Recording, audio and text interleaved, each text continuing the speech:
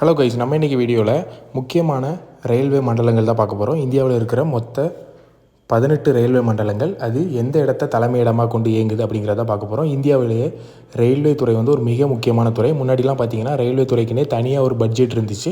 இப்போ வந்து சேர்த்து கொடுக்குறாங்க பட்ஜெட்டை. சரிங்களா? இப்போ பாருங்கள், மொத்தம் 18 மண்டலங்கள் இருக்குது. ஃபஸ்ட்டு பார்த்திங்கன்னா வடக்கு ரயில்வே, அது எங்கே இருக்குதுன்னு பார்த்திங்கன்னா புதுடெல்லியை தலைமையிடமாக கொண்டு இருக்குது.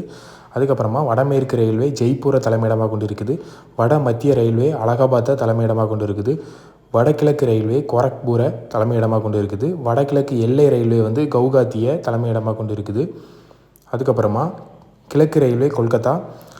புவனேஸ்வரில் எந்த ரயில்வே இருக்குதுன்னு பார்த்தீங்கன்னா கிழக்கு கடற்கரை ரயில்வே. சரிங்களா? அதுக்கப்புறமா கிழக்கு மத்திய ரயில்வே ஹசிபூரில் இருக்குது. மேற்கு மத்திய ரயில்வே ஜபல்பூரில் இருக்குது தலைமையிடம். மத்திய ரயில்வேயோட தலைமையிடம் எங்கன்னு பார்த்தீங்கன்னா சென்டர் வந்து நமக்கு மும்பை தான். அதில் சத்ரபதி சிவாஜி முனையம் வந்து மத்திய ரயில்வேக்கு தலைமையிடமாகவும், மும்பையிலே 2 இருக்குது பார்த்துக்கோங்க. அப்போ மும்பையில் எவ்வளோ ரயில்வே போக்குவரத்து அதிகமாக இருக்குது அப்படிங்கிறத பார்த்துக்கோங்க.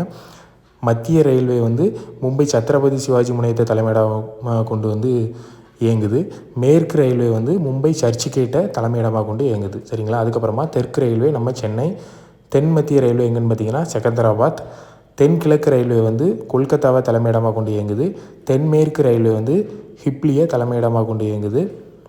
தென்கிழக்கு மத்திய ரயில்வே வந்து பிலாஸ்பூரை தலைமையிடமாக கொண்டு இயங்குது. கொங்கன் ரயில்வே நவி மும்பை. சரிங்களா? அப்போ மும்பையிலேயே 3 இருக்குது மொத்தம். என்னெல்லாம் பார்த்தீங்கன்னா மத்திய ரயில்வே, மேற்கு ரயில்வே, அதுக்கப்புறமா கொங்கன் ரயில்வே. இது 3மே மும்பையில் இருக்குது. 18ஆவதாக நான் ஒரு பென் வச்சு எழுதியிருக்கேன் பாருங்கள். தென் கடற்கரை ரயில்வே சவுத் கோஸ்ட் ரயில்வே எங்கே இருக்குதுன்னு பார்த்தீங்கன்னா விசாகப்பட்டினத்தில் இருக்குது. ஓகே கைஸ், இதே மாதிரி நம்ம சேனலில் டிஎன்யூஎஸ்ஆர்பி எஸ்ஏ எக்ஸாமுக்கு தேவையான நிறைய கொஸ்டின்ஸ் அப்லோட் பண்ணிகிட்ருக்குறோம். நம்ம சேனலை மறக்காமல் சப்ஸ்கிரைப் பண்ணிவிட்டு நீங்கள் ஃபாலோ பண்ணி பார்த்துக்கோங்க. தேங்க்யூ.